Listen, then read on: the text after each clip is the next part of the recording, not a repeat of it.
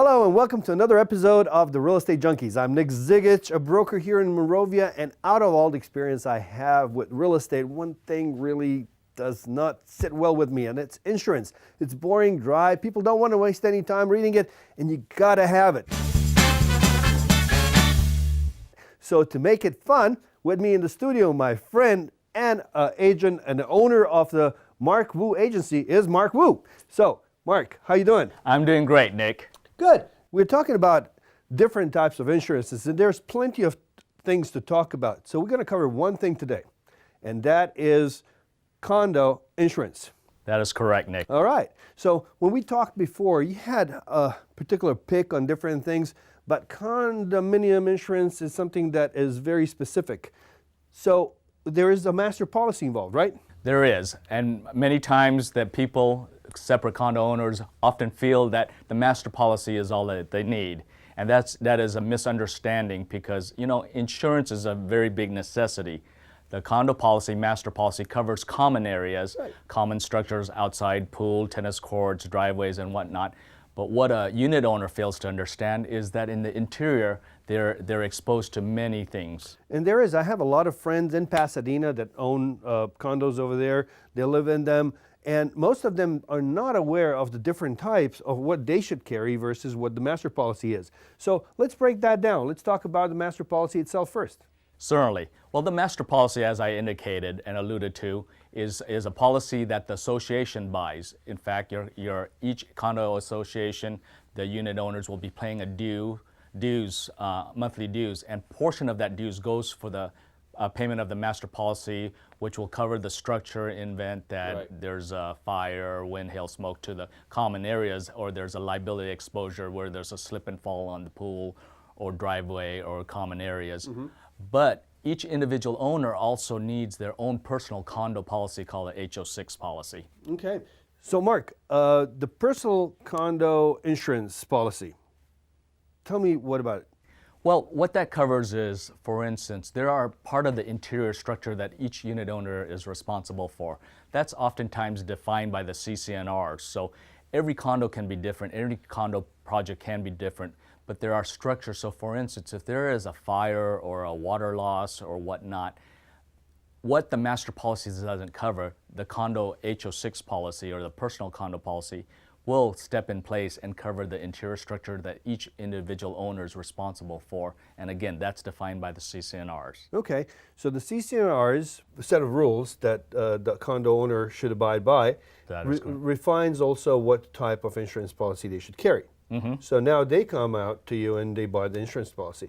What's so specific about that one versus any other homeowner insurance? Well, again, I alluded to the fact that there's some interior structure such as maybe the carpeting, maybe the cabinetry, maybe the wall hangings are not covered, but also many of the contents in the house. In fact, all the contents that the personal condo unit owner is not covered by the master policy, whereas the individual condo policy covers that. There's also interior liability. For instance, if your friend in Pasadena happens to throw a party and somebody slips and falls in the interior of his condo, right, the master policy absolutely covers nothing, whereas his individual condo liability would extend coverage in case somebody's injured within, or say they left a skateboard outside the driveway, or they're playing golf and they happen to hit somebody accidentally with a golf ball. The liability from the separate condo REJ0115 policy extends coverage for that, right, whereas the master policy does not. So even though the CCNRs cover that they should carry, how many homeowners or condominium owners actually carry insurance? I find in the industry, unfortunately, it's very few because, again, there's a misunderstanding amongst condo owners that they're often thinking that their master policy covers all that. And then when a claim arises, they're shocked to find that it's not. For instance, another example is right, a friend of mine that I know, they manage a condo complex in Glendale, and the 5 units burned down. Come to think about it, only 1 out of the 5 unit owners had insurance. Really? And for instance, how long would it take in this market for a whole condo project to be rebuilt? Up to 12 months. Well, right, if they had had a separate condo policy, not only would their contents be covered, but their loss of use, meaning that the insurance companies would have put them someplace else for that 12 months while their condo is being rebuilt, mm-hmm, so that they could have a place to live in. Absolutely. So when you're talking about the 4 out of 5 that didn't have it, That is correct. the inconvenience of that must be justified by something. Is it the cost that's keeping people away, or is it just not awareness? Not awareness of the thing. It's actually not awareness because the cost is very minimum. For instance, on the average, these policies cost as low as $40 a month here. And fortunately, there is a new Fannie Mae requirement in the last couple of years that have come into place. So anybody purchasing a brand new condo or refinancing, Fannie Mae is requiring them to buy this HO6 policy.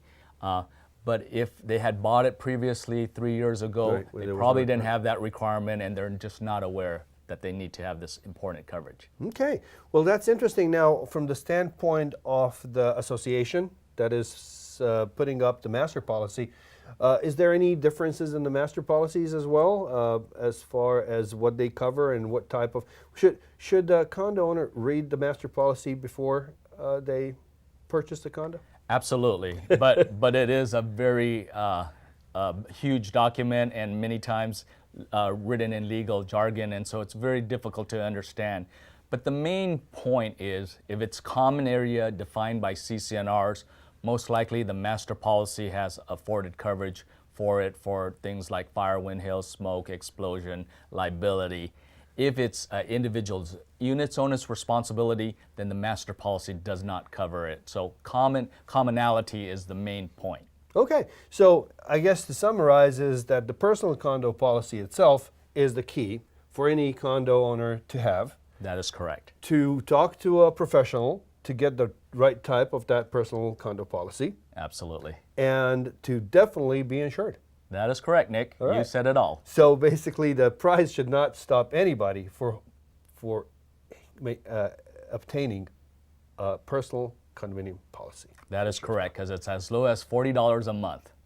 You have heard it here. You're watching the Real Estate Junkies. I'm Nick Zigich.